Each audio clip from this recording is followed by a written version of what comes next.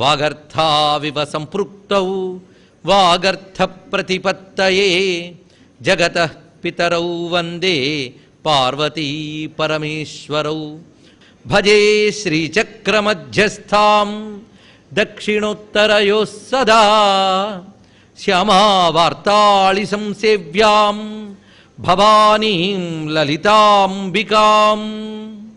నమో మహద్భ్యో ఋషిభ్యో గురుభ్యో నమః.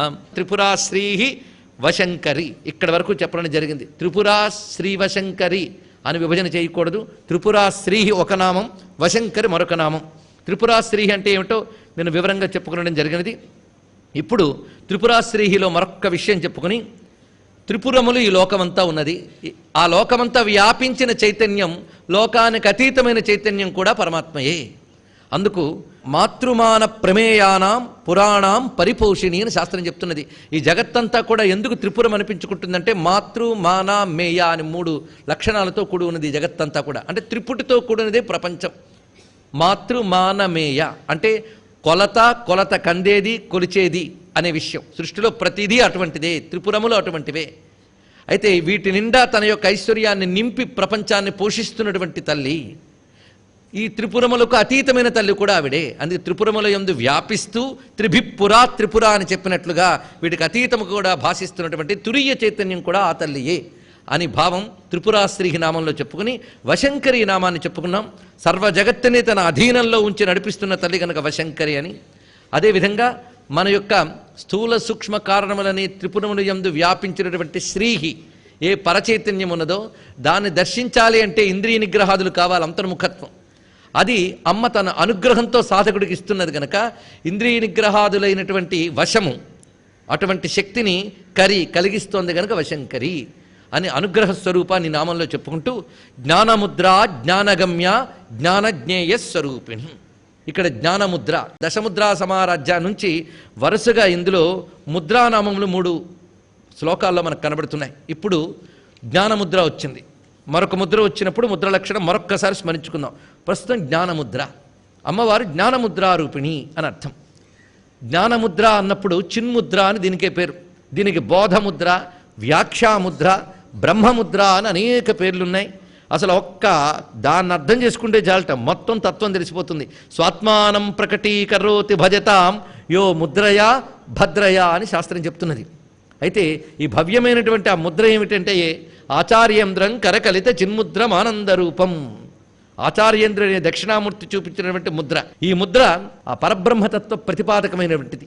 జ్ఞానాక్షయ అంగుష్ఠతర్జనీ యోగతో మత అని శాస్త్రం చెప్తున్నది. జ్ఞానముద్ర అంటే అంగుష్ఠతర్జనీ యోగం. అందుకే అంగుష్ఠతర్జనీ యోగ ముద్రావ్యాజేన దేహినాం శృత్యర్థం బ్రహ్మజీవైక్యం దర్శయన్నోవతాత్ శివ అని శాస్త్రం చెప్తున్నది.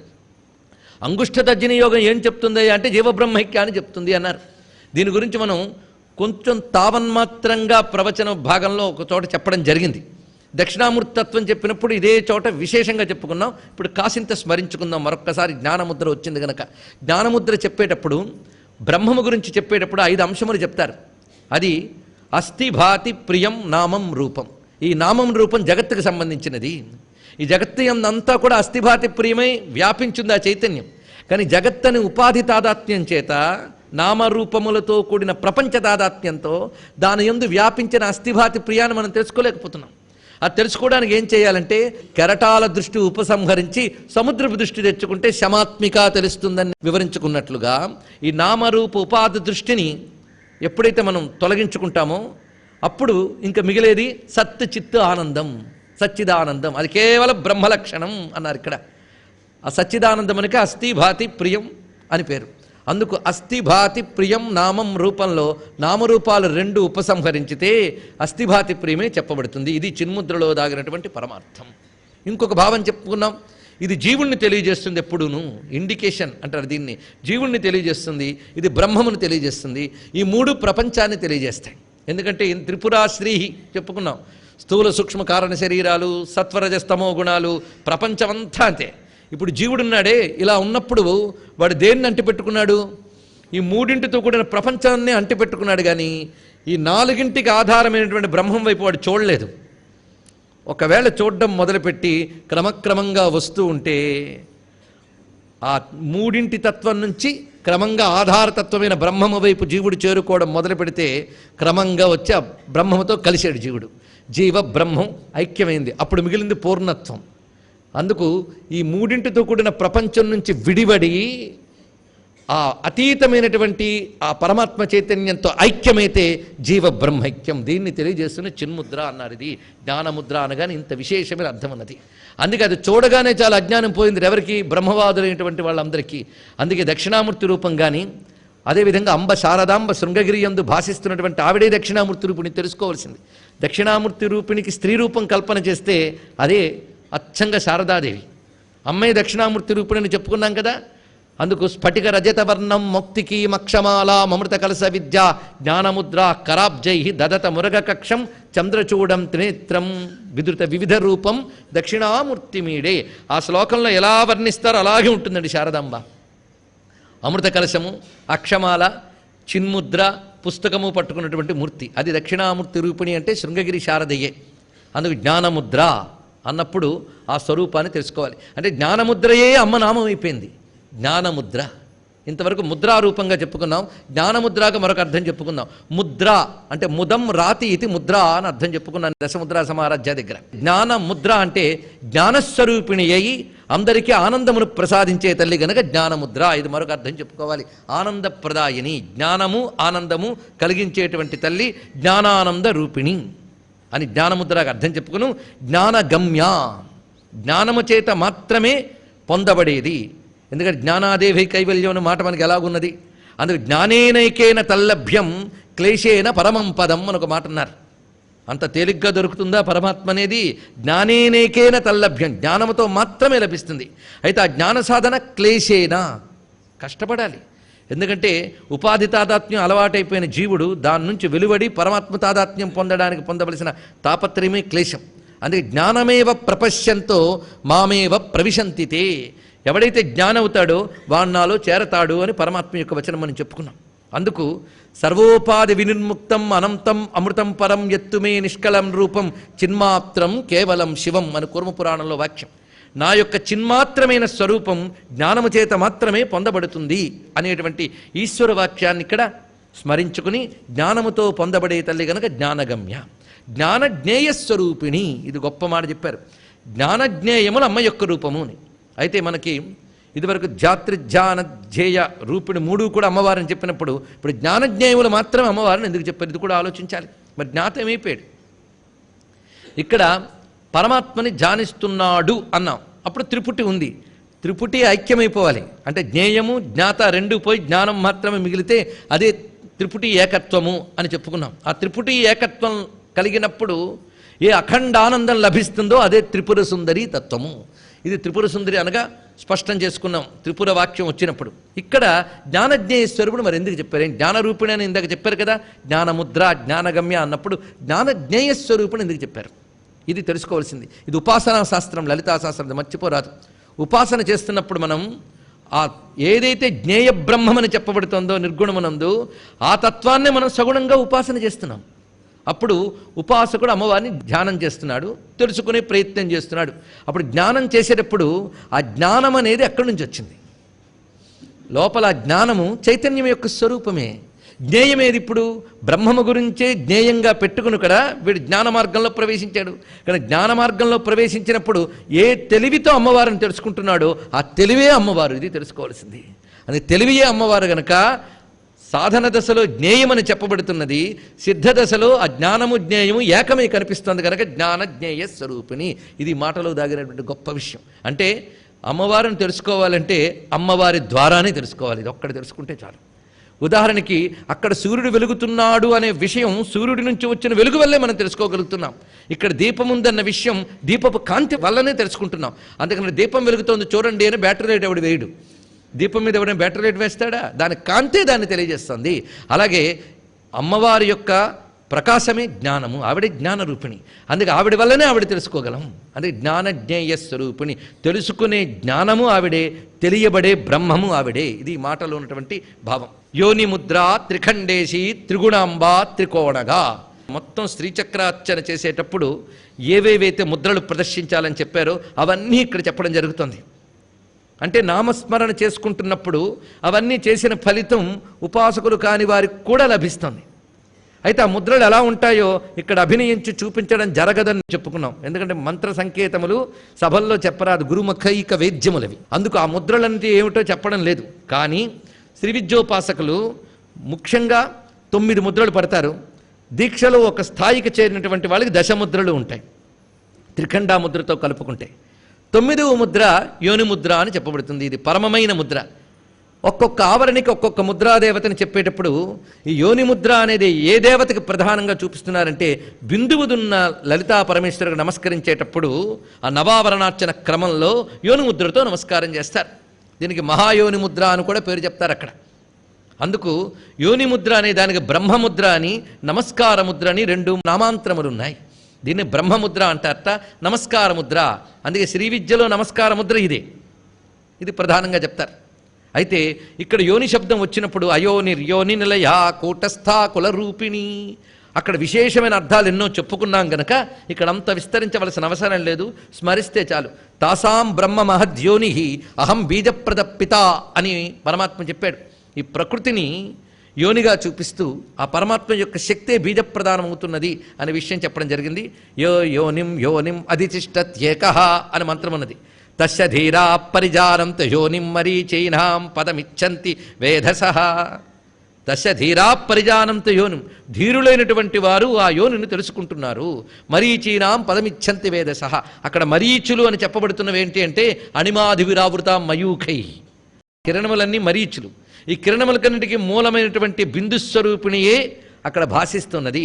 ఆ భాషిస్తున్న తల్లికి అక్కడ యోని ముద్ర ఎందుకు చూపించారంటే, యోని అనగా కారణము, ఈ అర్థం చెప్పుకున్నాం. సర్వజగత్తుకు కారణమైనటువంటి మాయాశబల బ్రహ్మము ఇది. ఇక్కడ మాయాశక్తితో కూడినటువంటి ఈశ్వరుడు అంటే స్పందశక్తితో కూడిన పరమేశ్వరుడు. ఇదే చెప్పుకున్నాం, స్పందశక్తి అనండి, మాయాశక్తి అనండి.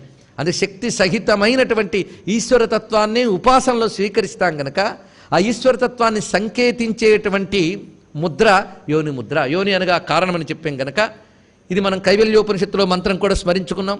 ఉమాసహాయం పరమేశ్వరం విభుం త్రిలోచనం నీలకంఠం ప్రశాంతం ధ్యాత్వాము నిర్గచ్చతి భూతయోనిం సమస్త సాక్షిం తమసపరస్తాత్. ఇక్కడి శబ్దానికి శాస్త్రీయమైన ఉపాసనాపరమైన ఉపనిషత్పరమైన అర్థమే స్వీకరించాలి ఇక్కడ.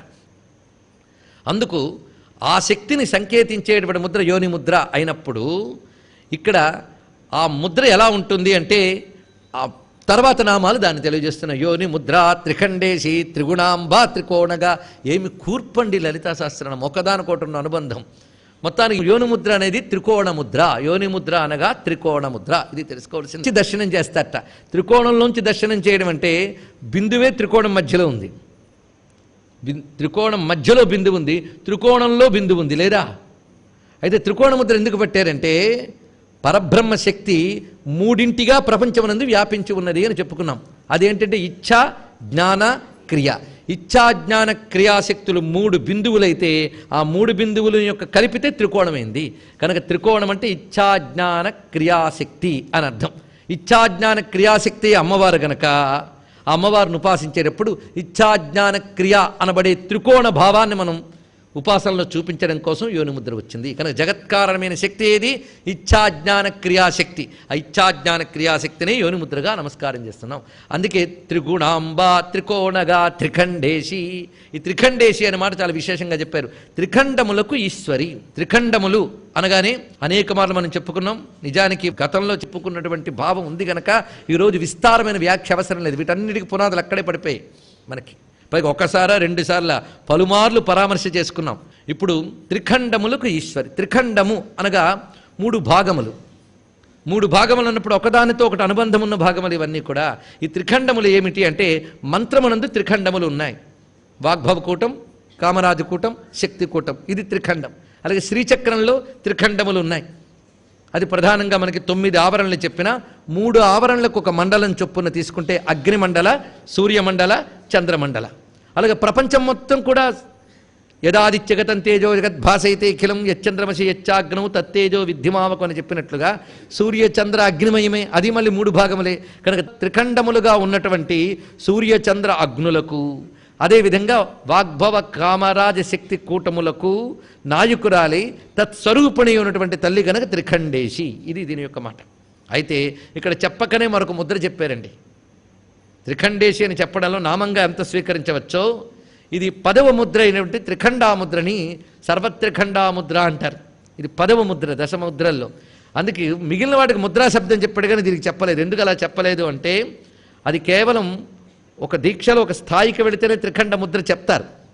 అంతవరకు యోని ముద్రతోనే ప్రధానం. అందుకే అక్కడ వరకే ముద్రలు చూపించే దశముద్ర సమారాధ్య జ్ఞానముద్ర యోని ముద్ర, ముద్రా శబ్దంతో 3 వచ్చాయి. త్రిఖండేశి అన్నప్పుడు త్రిఖండాముద్ర కూడా అందులో లీనం చేశారు అంత చమత్కారంగా. యోని ముద్ర త్రిఖండేశి త్రిగుణాంబ, త్రిగుణములకు అంబ. ఇది వివరంగా చెప్పవలసిన అవసరం లేదు. జగత్తంతా త్రిగుణాత్మకమే. అయితే అమ్మవారు త్రిగుణాత్మకమైన జగత్తులో వ్యాపించి ఉన్నప్పుడు మనం దాంతో కలిపి చూస్తున్నాం. కానీ ఈ తల్లి త్రిగుణాలకి చైతన్యం కలిగిస్తూ తద్రూపిణిగా కనిపిస్తున్నా వీటికి అతీతంగా కూడా ఉంది గనక త్రిగుణ అంబ అన్నారు ఇక్కడ. అంటే త్రిగుణాత్మకమైన జగత్తు ఆవిర్భవించడానికి పూర్వమే ఉన్నటువంటి ఆదిశక్తి ఆ తల్లి. అందుకు త్రిగుణాత్మకమైన జగత్తుకి తల్లి. త్రిభిర్గుణమయేర్భావై ఏభి సర్వమిదం జగత్ అని శాస్త్రం చెప్తున్న మాట. ఈ జగత్తంతా కూడా 3 గుణములతోనే కూడినది, మరొకటి లేదు. ప్రపంచం ఎంత వెతికినా 3 గుణములే. ఈ 3 గుణములకు తల్లి అంటే సర్వ జగత్తుకి తల్లి. త్రిగుణాంబ అంటే జగజ్జనిని. త్రికోణంలో ఇచ్ఛాశక్తి జ్ఞాన ఎలా తీసుకున్నామో అదేవిధంగా ప్రధానంగా తీసుకోవాల్సినటువంటి త్రిగుణములు కూడా తీసుకోవచ్చు. అందుకే త్రిగుణములు ఇచ్ఛాజ్ఞాన క్రియాశక్తులు చెప్పారు కనుక త్రికోణగా, త్రికోణమునందు ఉన్నది అని అర్థం చెప్పారు. త్రికోణమునందు ఉన్నది అనే భావం ఎంత అందమైన భావమో గత వ్యాఖ్యానాలు గుర్తు తెచ్చుకుంటే సరిపోతుంది. బిందువు త్రికోణం మధ్యలో ఉంది. శ్రీచక్రం అర్చన చివరికి వచ్చేటప్పుడు బిందువు దగ్గరే పూర్తవుతుంది కదా. అందుకే లలితాశాస్త్రం చివరికి వచ్చేటప్పుడు కూడా యోని ముద్రతో బిందు స్థానంలో ఉన్న అమ్మవారి పూజతోనే పూర్తి చేస్తున్నారు వశిన్యాది వాగ్దేవతల క్రమం. అందుకే జాగ్రత్తగా మఠం వేసుకుని భక్తిగా లలితాశాస్త్రం చదివితే శ్రీచక్ర నవావరణ చేసినట్లే, ఇంకోటి లేదు అక్కడ. అంత విశేషమైన ఉంది. ఆ చిట్ట చివరికి వస్తున్నటువంటి ఆ బిందు పీఠం దగ్గర త్రికోణగా, సరిగ్గా బిందువు త్రికోణ మధ్యంలో ఉంటుంది కనుక త్రికోణగా. అదేవిధంగా త్రికోణగా అన్నప్పుడు మొత్తం ఎన్ని త్రికోణాలు ఉన్నాయో అన్ని త్రికోణముల్లోనూ బిందువు ఉన్నది. బిందువు లేని త్రికోణం వస్తుందా? అందుకు అన్ని త్రికోణములు అమ్మవారి రూపములే. అయితే ఈ త్రికోణములకు మూలతత్వం మాత్రం స్పందశక్తితో కూడినటువంటి పరమేశ్వర చైతన్యం. అదే మధ్యలో బిందువులో కనబడుతుంది. అందుకే త్రికోణగా నమస్కారం చేసుకుని అనఘాద్భుత చారిత్ర వాంఛితార్థ ప్రదాయిని. అందులో 3 నామాలు కనబడుతున్నాయి. ముందు అనఘా, దత్తాత్రేయ స్వామి వారంటే జ్ఞానరూపుడు. జ్ఞానం కలగాలంటే ముందు ఉండవలసిన లక్షణం ఏంటి? అనఘత్వం. దోషం ఉన్నంతకాలం జ్ఞానం లేదు కదా. అందుకే దోషము లేనటువంటి ఏ శక్తి ఉందో ఆ శక్తిని సహాయంగా తీసుకుని జ్ఞానరూపుడైన ఆచార్యుడు మనకు దర్శనమిచ్చాడు. అది తెలుసుకోవాల్సింది. అందుకే అనఘ అంటే దోషరహితం. అఘం అనగా పాపము దోషము ఇవి. అందుకే అనఘ అంటే ఏ పాపము లేనిది. శుద్ధం అపాప విద్ధం అనొక మాట, అపహత పాప్మా, ఇవన్నీ ఉపనిషత్తులు ప్రతిపాదిస్తున్నది. అమ్మవారు సర్వోపనిషత్తు ఉద్ఘుష్ట కదా. అందుకు ఉపనిషత్తుల చేతి ఉద్ఘోషింపబడ్డ పరతత్వం ఎలాంటిది? అనఘ. అది శుద్ధమైన తత్వము అని చెప్పడం దీని యొక్క భావం. అనఘ అయినటువంటి ఆ తత్వమే ఈ లోకాన్ని అనుగ్రహించడం కోసం తనదైన మాయాశక్తితో అనేక రూపాలు ధరించి అనేక లీలలు చేసింది. అమ్మ రూపములు లీలలు వీటిని మనం చెప్పుకుంటూ ఉంటాం. ఈ రూపలీలలు అమ్మవారు చరించినటువంటి విధానం. చరించుట, చరించుట అంటే నడుచుట. దీనికి నడత అంటాం తెలుగులో, సంస్కృతంలో చరిత్ర అంటాం. అందుకు అనఘ అయినటువంటి ఆ తల్లే మనకు అఘనాశనం కల్పించడం కోసం, మనం స్మరించి తరించడం కోసం, స్మరణ మాత్రం చేతనే శ్రవణ మాత్రం చేతనే పాపాలు పోగొట్టుకుని చిత్తము శుద్ధము చేసుకుని జ్ఞానం గ్రహించడం కోసం, మనం తరించడం కోసం అమ్మవారు ఆ దివ్యమైన చరిత్రల్ని వ్యక్తం చేశారు. ఒక నామముగా రూపముగా వ్యక్తమయ్యారు. ఆ రామరూప లీలల్నే చరిత్ర అంటారు. అమ్మ వ్యక్తం అయితే చరిత్ర. అనఘ అయినటువంటి తత్వమే చరిత్రను వ్యక్తం చేసింది. ఆ చరిత్ర ఎలాంటిది? అందరి చరిత్రలు లాంటిది ఆ చరిత్ర? మనలాంటిదేనా? జన్మకర్మజ మే దివ్యం అన్నాడు పరమాత్మ. అందుకే అమ్మవారు ఒక లీల చేశారన్నా, ఒక రూపాన్ని స్వీకరించారన్నా అది మనవలే ప్రాకృతిక వికారములతో కూడినది కాదు. అది సంభవామ్యాత్మమాయ అన్నట్లుగా తనదైన మాయాశక్తి నిగ్రహించుకుని అమ్మ తన చరిత్రను చూపించారు. ఆ చరిత్రలు అద్భుతములు. అద్భుతములంటే అవాంగ్మానస గోచరములు. మన మనస్సుతో మాటతో అది ఇలా ఉంటుందని వర్ణించలేం. అంత మహిమ దానిలో అద్భుతం. దాని తత్వము అద్భుతమే. స్మరిస్తున్న కొద్దీ ఎంత మధురమో ఆశ్చర్యమో అమ్మవారి యొక్క చరిత్ర. అందుకే ఆశ్చర్య పశ్యతి కశ్చిదేనం అని చెప్పినట్లుగా అత్యంత ఆశ్చర్యకరమైనటువంటి చరిత్ర, అద్భుత చారిత్ర. అంటే మనం ముందే చెప్పుకున్నాం ఈ చరిత్రని, భండాసుర సంహారాది లీలలన్నీ చరిత్రలు. అంతేకాదు అమ్మ ఈ ప్రపంచాన్ని నడపడమే చరిత్ర, ఈ లోక వ్యవహారమే అమ్మ చరిత్ర. లేకపోతే మన చరిత్ర ఇదంతా. ఆవిడే నడిపిస్తోంది, ఆవిడే నడకగా ఉంది, మధ్యలో మనమెవరం. అందుకే ఈ ప్రపంచమే ఒక అద్భుతం. ఇదంతా ఆశ్చర్యం కాదు, కానీ అద్భుతమైన విశ్వ చరిత్ర నిర్వహిస్తున్న తల్లి కనుక అద్భుత చారిత్ర. వాంఛితార్థ ప్రదాయిని అమ్మవారు అద్భుతమైన ఆ చరిత్రను ఆవిష్కరించినది. ఎవరైతే ఆ చరిత్రని మననం చేసుకుంటూ స్మరణం చేస్తూ ధ్యానం చేస్తున్నారో వారు ఏది కోరుకుంటే అది ఇస్తున్నదిట. వాంఛిత అర్థప్రదాయని. ఒకటే మాట, మోక్షం ఇస్తుందా, మరొకటి ఇస్తుందా అంటే నీకేం కావాలన్నా అది ఇస్తుంది ఆవిడ. మోక్షం కావాలనుకో చిత్తశుద్ధినిచ్చి దానికి అనుగుణమైన జ్ఞానాన్నిచ్చి జ్ఞానము ద్వారా కైవల్యాన్ని ఇస్తున్నటువంటి తల్లి. అందుకు వాంఛితార్థప్రదాయని. చతుర్వర్గాయ చండికామను మాట ఉన్నది మనకి. 4 కావాలంటే అమ్మవారిని ఆశ్రయించు అన్నారు. అర్థం కోసం కొందరుట, కోరిక కోసం కొందరుట, ధర్మం కోసం కొందరట. 4 కావాలంటే అమ్మవారిని ఆరాధించని శాస్త్రం చెప్తున్న వాక్యం. అందుకే చతుర్వర్గ ప్రదా మనం అనేక మార్లు చెప్పుకున్నాం. 4 ఇస్తుందా తల్లి, ధర్మార్థకామ మోక్షములు కూడా ఇస్తున్నది. అందుకే వాంఛిత అర్థప్రదాయని. ఇక్కడ అర్థము అన్నప్పుడు ధర్మార్థకామ మోక్షాల్లో ఒకటి కాదు, ధర్మార్థకామ మోక్షములు కలుపుకుని పురుష అర్థము అంటాం గనక పురుషార్థాలు ఏవైనా అనుగ్రహించే తల్లి గనక వాంఛితార్థప్రదాయిని. ఇది గొప్ప మాట. అయితే శంకరులకి వాంఛితార్థప్రదాయానికి మరికొంచెం ఎక్కువ భావించారు ఆయన. అమ్మా నువ్వు కేవలం వాంఛించిన అర్థమే ఇవ్వవమ్మా, ఫలమపిచ వాంఛా సమధికం అన్నారు. ఇక్కడ కోరిన దాన్ని మించింది ఇస్తుందిట తల్లి. ఆయన ఒక చమత్కారం చేశారు ఇక్కడ. కోరిన దాన్ని మించింది ఇవ్వడం అంటే కోరికని మించినది. కోరికను మించిందంటే ధర్మార్థ కామ కోరిక కదా, దాన్ని మించిందంటే అది వాంఛని మించిపోయిందంటే వాంఛని దాటిపోయినటువంటి మోక్షమని ఇచ్చేది. అసలు నిజానికి యోగులకు అదే వాంఛితార్థం గనక వాంఛితార్థ ప్రదాయిని అని నామం యొక్క విశేషం. ఇది ఇవ్వడం కోసం అమ్మేం కష్టపడాలా, ఆ తల్లి కరుణ లభిస్తే చాలుట. ఆ కడకంటి చూపుల గురించి చెప్తున్నారు. కరుణాపాంగై సకృదపి యది మాం పరదేవతే విలోకయసి కామదుఘా కిం చింతామణినా కృతం అమర తరుణాలం అన్నారు ఇక్కడ. అమ్మా నువ్వు నీ కరుణాపాంగములు కాసింత ఒక్కసారి ప్రసరిస్తే చాలమ్మా, ఆ భక్తుడికి కామధేనువుకు అక్కర్లేదు, చింతామణులు అక్కర్లేదు, కల్పవృక్షములు అక్కర్లేదు. చింతామణి కామధేను కల్పవృక్షములు ఇవ్వలేనివి ఇస్తుందిట ఆ తల్లి యొక్క కరుణాపాంగములు. అటువంటి ఆ తల్లికి నమస్కారం చేసుకుంటూ తర్వాత అభ్యాసాతిశయ జ్ఞాత, ఇది చాలా విశేషమైనది. సాధనాపరమైన నామాలు కొన్ని ఏరుకోండన్నామే, ఇందులో అన్నిటికంటే ముఖ్యం ఇదండి. అభ్యాస అతిశయ జ్ఞాత అంటే అమ్మవారు ఎలా తెలియబడుతుంది అంటే అతిశయించిన అభ్యాసము చేత మాత్రమే తెలియబడేది. కాలక్షేపాలకి దొరకదు తల్లి. కాలక్షేపం తీరుకుంటే చూస్తాం, ఖాళీ ఉంటే వెళ్దాం, లౌకిక వ్యవహారాలు లేవి లేనప్పుడు అమ్మవారిని పట్టించుకుందామంటే ధరించడు వాడు, తెలుసుకోండి. అందుకే ఎప్పుడైనా కావాల్సింది అంటే అభ్యాసం. అభ్యాసం లేనప్పుడు సాధ్యం కాదు. అయ్యా నువ్వు అంత తేలిక చెప్తున్నావు, బలవాన్ ఇంద్రియగ్రామం విద్వాంసమపి కర్షతి, మహా కష్టం కదా ఇంద్రియాలను నిగ్రహించడం అంటే నువ్వు చెప్పింది నిజమేనయ్యా, నువ్వు చెప్పిన దానికంటే మహా కష్టం. ఎంత కష్టం అంటే అసంశయం మహాబాహో మనోదుర్నిగ్రహం చలం, మహా కష్టం. కానీ కష్టమును వదిలేయకూడదు. అభ్యాసేనత కౌంతేయ వైరాగ్యేన చ గృహ్యతే. సాధకుడికి కావలసినవి రెండండి. ఒకటి అభ్యాసం, 2 వైరాగ్యం. వైరాగ్యం అంటే లౌకిక విషయవాంఛలు నిస్సారములను ఎంత తెలుసుకునే ప్రయత్నం చేయాలో అంత చేయాలి. అది పెరుగుతుంటే అభ్యాసం వేగం పెరుగుతుంటుంది. అందుకని అభ్యాసం పెట్టుకుంటూ వైరాగ్యం లేకపోతే అభ్యాసం బలహీనమైపోతుంది, తెలుసుకోండి. ఇక్కడ వైరాగ్యం, విశాలాక్షి విరాగిణి నామం దగ్గర వైరాగ్య భావం ఎంత చెప్పుకున్నా మీరు గుర్తుపెట్టుకుంటే చాలు. అందుకే వైరాగ్యం అభ్యాసం ఈ 2. అందుకే అభ్యాసంలో భాగమై వైరాగ్యం.